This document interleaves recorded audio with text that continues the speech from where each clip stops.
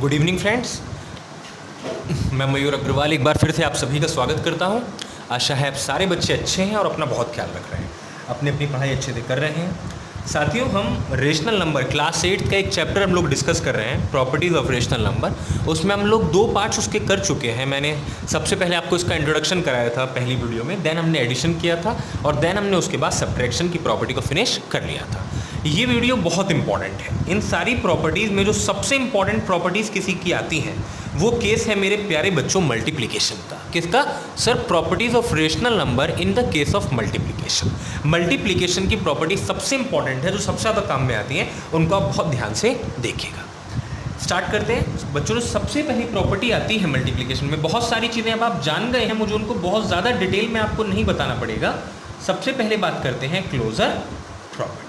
Sir closure property अब तक तो आप समझ ही गए होंगे क्या होती है, कि हम किन्हीं भी 2 रेशनल नंबर्स को, क्योंकि हम रेशनल नंबर्स की बात करते हैं तो सिर्फ उन्हीं की करेंगे इस केस में, जब भी हम किन्हीं भी 2 रेशनल नंबर्स को मल्टीप्लाई करते हैं, क्योंकि हम मल्टीप्लिकेशन की बात करते हैं, तो आंसर भी हमें एक रेशनल नंबर ही मिलता है। आंसर भी हमको एक रेशनल नंबर ही मिलता है। सर कैसे? अगर मान लीजिए let say I take any number, I take 1/2 and 1/3, दोनों रेशनल नंबर हैं। अगर हम किन्हीं भी 2 रेशनल नंबर्स को प्लस करते हैं मेरे प्यारे बच्चों, मल्टीप्लाई करते हैं, तो आपका आंसर क्या मिलेगा? सर आंसर मिलेगा 1 1 जा 1 एंड 2 3 जा 6। क्या 1/6 भी एक रेशनल नंबर है या नहीं है? बस इतनी सी बात है कि किन्हीं भी 2 रेशनल नंबर को मल्टीप्लाई करने पर जो आंसर मिलता है वो भी एक रेशनल नंबर ही होता है। ये होती है मल्टीप्लिकेशन के केस में, रेशनल नंबर के केस में मल्टीप्लिकेशन की क्लोजर प्रॉपर्टी। बात समझ में आ रही है नहीं आ रही? मैं एक और एग्जांपल ले लेता हूँ आपके लिए। जैसे मान लीजिए मैंने एक दूसरा एग्जांपल ले लेते हैं हम, लेट्स से 2/3 मल्टीप्लाई माइनस का 5/7। 2/3 मल्टीप्लाई माइनस का 5/7। जब हम इनको मल्टीप्लाई करेंगे तो क्या मिलेगा? सर 2 5 जा 10, माइनस का 10 इट विल बी, एंड 3 7 जा 21। आप लोग बताइए, क्या माइनस का 10/21 एक रेशनल नंबर है या नहीं है? सर अब तो पहली वीडियो आपने देखी होगी तो पता लग गया होगा रेशनल नंबर क्या होते हैं। Any number which is in the form of P/Q is called a rational number. वो सारे रेशनल नंबर होते हैं। तो क्या आपको समझ में आ गया नहीं आया? तो क्लोजर प्रॉपर्टी कि मल्टीप्लाई के केस में एलिजिबल है या नहीं है? सर बिल्कुल होती है। मल्टीप्लाई के केस में क्लोजर प्रॉपर्टी एलिजिबल होती है। जब भी हम किन्हीं भी 2 रेशनल नंबर्स को मल्टीप्लाई करते हैं तो आंसर भी हमेशा एक रेशनल नंबर ही मिलता है। आई होप मेरे प्यारे बच्चों आपको ये बात समझ में आ गई होगी। सेकंड प्रॉपर्टी की तरफ आगे बढ़ते हैं। आप लोग इस प्रॉपर्टी के बारे में भी जानते हैं। सेकंड प्रॉपर्टी का नाम है मेरे प्यारे बच्चों commutative property. Commutative property, commutative property क्या होती है सर? आप लोग जान गए होंगे, मैं मानकर चल रहा हूं कि आप लोगों ने अपनी बुक से पढ़ी होंगी चीज़ें। बुक से ना पढ़ी हो तो आपने मेरी प्रीवियस वीडियोस को देखा होगा, ना देखा हो तो मैं इस वीडियो में उनका लिंक दे दूंगा, तीनों वीडियोस का, आप एक बार उनको देख सकते हैं। कॉम्यूटेटिव प्रॉपर्टी ये कहती है प्यारे बच्चों कि जब भी हम किन्हीं भी 2 रेशनल नंबर्स को मल्टीप्लाई करते हैं, let's say I take a whole number 5 multiply 3 कर दें तो आंसर क्या मिलेगा? सर 5 3 जा 15। और मैं 3 मल्टीप्लाई 5 कर दूं तो आंसर क्या मिलेगा? सर 3 5 जा 15। क्या नंबर्स को इधर उधर करने से आंसर में कोई चेंज आया क्या? आप कहेंगे सर नहीं, आंसर में तो कोई भी चेंज नहीं आया। तो बस सर यही होती है कॉम्यूटेटिव प्रॉपर्टी, कि जब भी हम किन्हीं भी 2 रेशनल नंबर्स को मल्टीप्लाई करते हैं, लेट्स से 5/3 मल्टीप्लाई बाई 2/3, तो आंसर विल बी 5 2 जा 10, 3 3 जा 9, 10/9। और अगर मैं 2/3 मल्टीप्लाई बाई 5/3, सिर्फ इनके जगह को चेंज कर दूं, पहले अब 2/3 देन 5/3 लिख दूं, तो भी आंसर क्या मिलेगा? 2 5 जा 10 और 3 3 जा 9।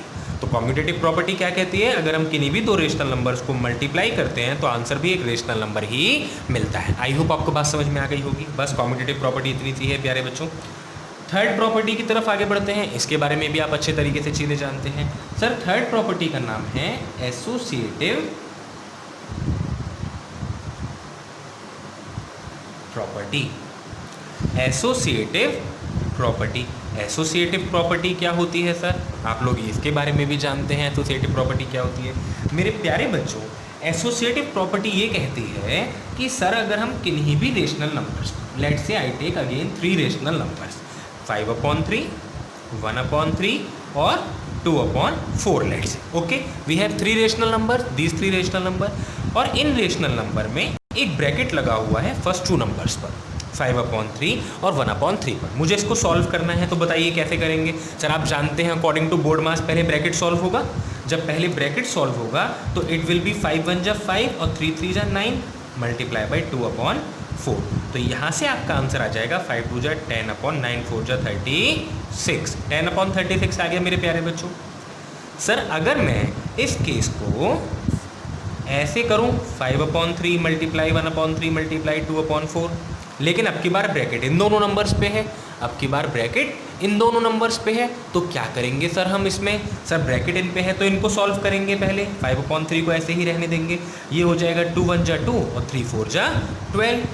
ठीक है, अब ये क्या हो जाएगा 5 2 जा 10 और 12 3 जा 36। आप लोग मुझे बताइए मेरे प्यारे बच्चों कि सर क्या सिर्फ ब्रैकेट्स को चेंज करने से आपके आंसर में कोई फ़र्क आया क्या।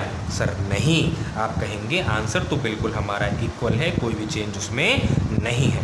तो associative property in the case of multiplication ये कहती है मेरे प्यारे बच्चों कि जब भी हम किन्हीं भी 3 रेशनल नंबर्स के सिर्फ ब्रैकेट्स को चेंज करते हैं मल्टीप्लाई में, तो आंसर में कोई भी चेंज नहीं आता, आंसर हमेशा इक्वल ही आता है।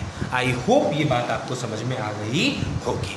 आगे बढ़ते हैं नेक्स्ट प्रॉपर्टी की तरफ। देखिएगा जो नेक्स्ट प्रॉपर्टी है बच्चों आपकी, सर वो है प्रॉपर्टी ऑफ 1। बहुत ही सिंपल प्रॉपर्टी है, आप लोग जानते हैं। अच्छा एक बात बताइए, अगर मैं किसी भी रेशनल नंबर में 1 से मल्टीप्लाई करूंगा तो आंसर क्या आएगा। सर आप लोग बोलेंगे 1 से मल्टीप्लाई करने पर तो सर ये 2nd क्लास का बच्चा भी बता देगा 2 1 जा 2/3। सर आंसर में कोई भी चेंज नहीं आता। इसी को कहते हैं मेरे प्यारे बच्चों हम प्रॉपर्टी ऑफ 1। तो प्रॉपर्टी ऑफ 1 क्या होती है कि अगर हम किसी भी रेशनल नंबर में 1 का मल्टीप्लाई करते हैं तो आंसर हमेशा वही नंबर आता है। सर इस प्रॉपर्टी ऑफ 1 को हम एक छोटा सा नाम और है इसका, इसको हम कहते हैं मेरे प्यारे बच्चों multiplicative identity. Multiplicative identity.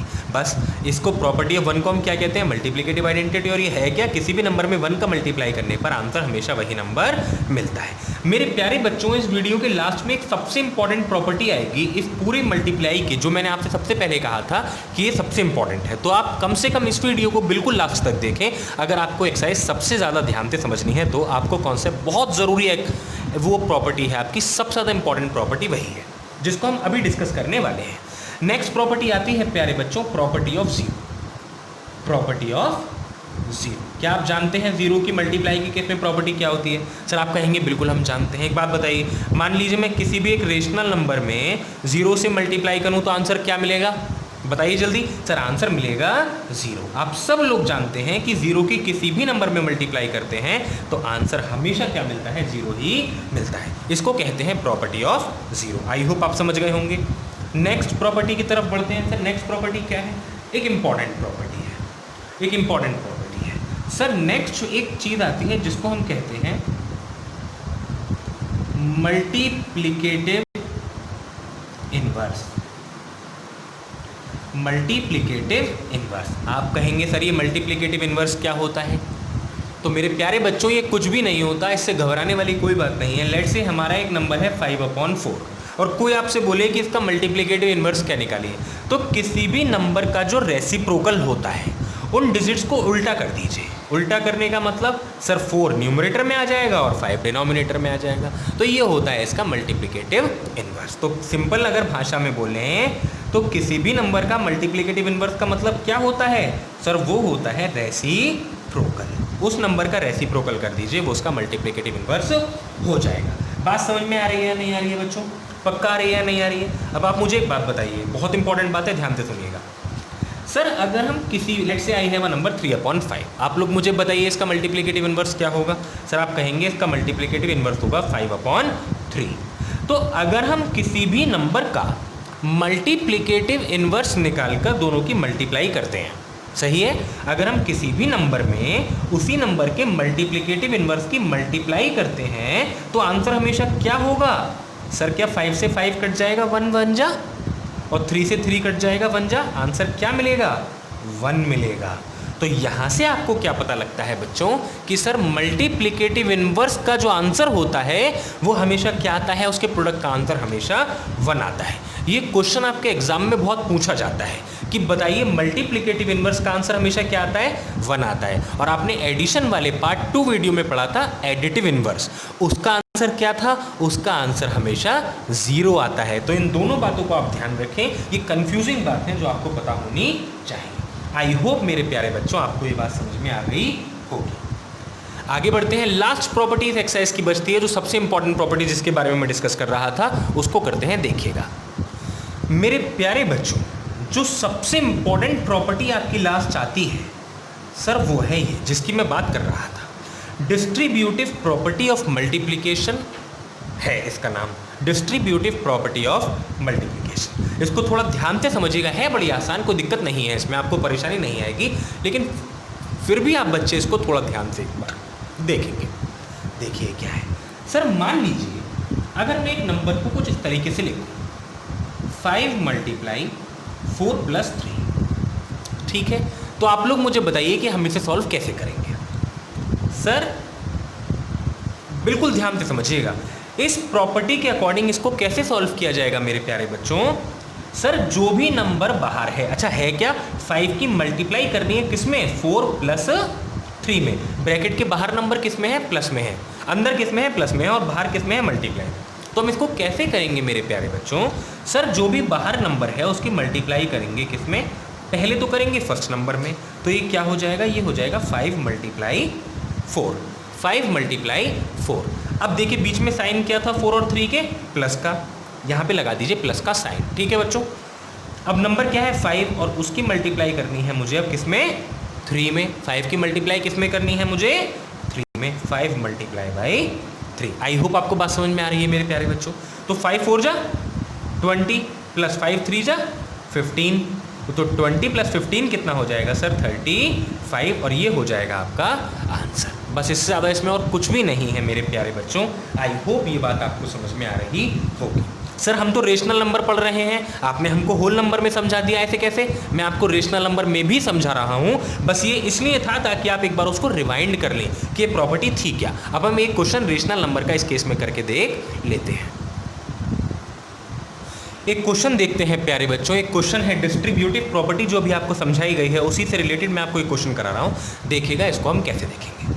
Question क्या है सर, क्वेश्चन है 5/2 मल्टीप्लाई, ब्रैकेट में है -13/4 प्लस -7/6। मैं इसको बहुत आराम से कराऊंगा बच्चों, आप इसको ध्यान से देखिएगा हम इसको कैसे करेंगे, आपको दिक्कत नहीं आएगी।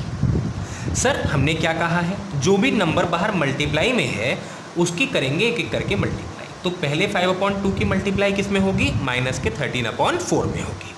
सर 5/2 की पहले मल्टीप्लाई किस में होगी, -13/4 में होगी, ठीक है। बीच में साइन क्या है बच्चों, प्लस, तो यहाँ पे क्या लग जाएगा, प्लस। अब 5/2 की मल्टीप्लाई किस में होगी सर, अब 5/2 की मल्टीप्लाई होगी किस में, -7/6 में होगी। क्या हम कर सकते हैं, नहीं कर सकते, इतनी बात आपको समझ में आ गई या नहीं आई बच्चों। सर क्या करेंगे, इसको सॉल्व कर लीजिए, 13 5 जा 65 अपॉन 4 2 जा 8, माइनस का 65/8 आ गया, प्लस अब 5 7 जा 35 और 6 2 जा 12। Are you getting the point और नॉट गाइज, क्या आपको बात समझ में आ रही है, नहीं आ रही है, ये आ गया। अब सर हमको प्लस तो करना आता है, इनको सॉल्व करेंगे, 8 और 12 का एलसीएम कितना आ जाएगा बच्चों, सर इट विल बी 24। 8 का टेबल पढ़ेंगे 24 में 3 टाइम्स आएगा, और 65 3 जा करेंगे तो कितना आएगा प्यारे बच्चों, 6 3 जा 18, 5 3 जा 15, तो इट विल बी 195, यही आएगा ना 195। 8 3 जा 24, 65 3 जा, हाँ 195 प्लस, अब यहाँ क्या आ जाएगा, 12 2 जा 24 और 35 2 जा 70, तो ये हो जाएगा माइनस का 70। अब आप जानते हैं क्या करना है, माइनस का 195, देखिए प्लस माइनस क्या हो जाएगा, माइनस का 70 हो जाएगा अपॉन 24। आई होप प्यारे बच्चों आपको ये बात समझ में आ रही होगी। माइनस का 195 और -70 करेंगे तो आप जानते हैं माइनस माइनस डिजिट्स क्या हो जाती हैं, आप कहेंगे सर प्लस हो जाती हैं, लेकिन सिंबल हमेशा माइनस ही रहता है। तो माइनस का 265/24 will be the answer. I hope मेरे प्यारे बच्चों आपको ये बात समझ में आ गई होगी। तो it is all about distributive property of multiplication. अब आप मुझे एक बात बताइए, सर यहाँ पर हमने इन दोनों नंबर्स के बीच में क्या साइन लगाया था? सर आप कहेंगे हमने लगाया था यहाँ पर प्लस, हमने लगाया था यहाँ पर प्लस। हमने यहाँ क्या लगाया था? सर प्लस लगाया था। तो मेरे प्यारे बच्चों जिस केस में यहाँ पर प्लस होता है उसको कहते हैं distributive property of multiplication over addition. Over addition. Addition क्यों आया है? क्योंकि सर यहाँ पर दोनों नंबर्स के बीच में प्लस था। अगर यहीं पर नंबर्स के बीच में माइनस हो जाए मेरे प्यारे बच्चों, बस इन दोनों नंबर्स के बीच में माइनस हो जाएगा, बाकी सब कुछ सेम रहेगा, तो उसको हम कहते हैं distributive property of multiplication over subtraction. Over subtraction. I hope मेरे प्यारे बच्चों आपको ये सारी बात समझ में आ गई होगी। Thank you.